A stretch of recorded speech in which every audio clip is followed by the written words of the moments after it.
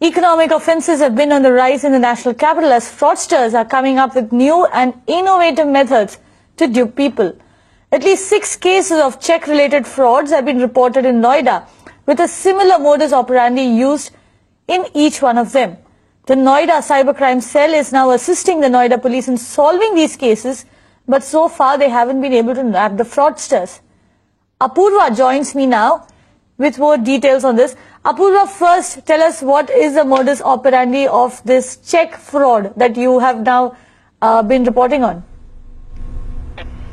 Well, at least 6 cases of check fraud has now been reported in Noida, where the victims, in fact, we've spoken to all the victims in this case, who have all said the same thing, that this fraudster who first calls them multiple times and then somehow takes them into confidence in either going for a loan or for some kind of credit card offers or some other offer that has been offered, that they offer. And then after that, they will send one of their aides to their house posing as a bank executive. And here's what is interesting to note is that they will always have proper ID cards of the bank, which means that they actually have fake ID cards as well of the bank. Now after that, they come home and they take documents like the Aadhaar or the PAN, other details including telephone bill, residential address. Now there is a reason why these 4 documents are taken, which I'll come to a little later, after which they take 3 to 4 cancelled check. Now here is where the biggest catch is. They give out their pen to cancel the check as well as sometimes even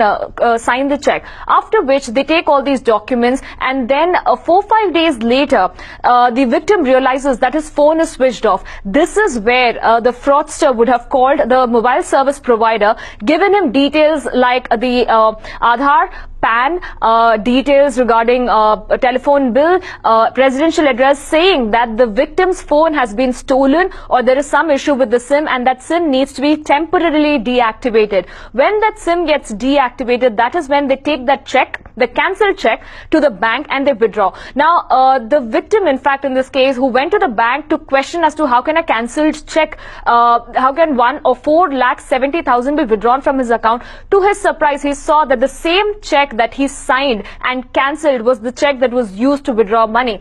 Now these fraudsters are using some kind of pen, and as I mentioned before, the pen that they give out could be something like this, as simple as this. Now these are erasable ink pens, and this is the kind of pens that they're probably using, a little higher variety than this, and there are varieties that come in the market as well as they're available online, and they just simply erase the cancellation part. They keep the signatures intact, and then they put their name and the amount that is required. They give this check to the bank and they can easily withdraw the cash, and this is the entire modus operandi that happens. So the moment they deactivate the SIM, even the message that is required, the message that is sent to that person, concerned victim in case of any kind of transaction, does not get to the victim because the mobile number has already been deactivated. Instead, the alternative number that they use is of the fraudster. So this is the entire chain that they follow, and this has been similar for almost 6 victims, 6 cases of fraud that has come out in Noida.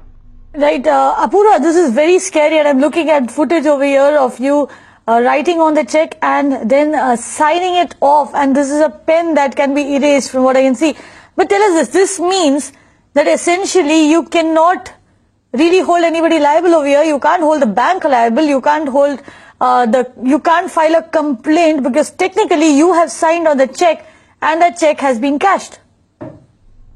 Absolutely, Kavita. In fact, that is the most scary part, and this is where people need to stay extremely vigilant, because such kind of things could not be foreseen. Now, first thing that we've also spoken to a couple of bankers in this case who said that you really don't need to sign once you cancel a check. There are only very few situations where there is your signature is required at the time of cancellation, but most often than not, once your check is cancelled, you don't need an additional signature. Now, this ignorance is also something that these fraudsters are taking into consideration in their asking specifically all these victims to first cancel the check with the pen that they give, and then even sign it with either their pen or with the magic pen that they have. So right now the need of the hour really is to stay absolutely vigilant, aware, because all these economic offences are on the rise. We have seen how fraudsters are coming up with absolutely new and innovative methods that probably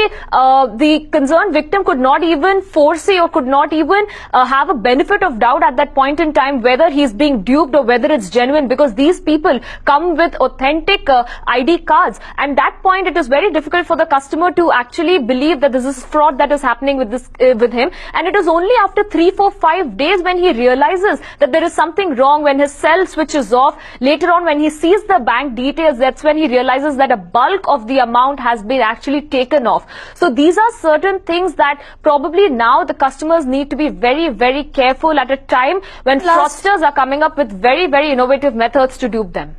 Exactly. Apurva, one last question to you. You did mention that the cybercrime cell and the Delhi police are working in tandem to solve the case. What action are they taking? You've been talking to them about that? Well, currently, most of the sections of the IPC, like Section 420, has been registered against all these cases, because this certainly does not entirely come under the cyber crime. The IT acts are not entirely put into it, but the cyber cell of Noida are just assisting the Noida police in trying to solve these cases, because there's been almost 6 cases and there hasn't been any breakthrough in these cases so far. So they're just assisting the Noida police in trying to find the fraudsters who have been part of this entire incident. Now, they haven't been able to narrow down. Of course, they're saying that they're very hopeful that in the coming days they will be able to catch these fraudsters, but so far they haven't been able to make any breakthrough in this case.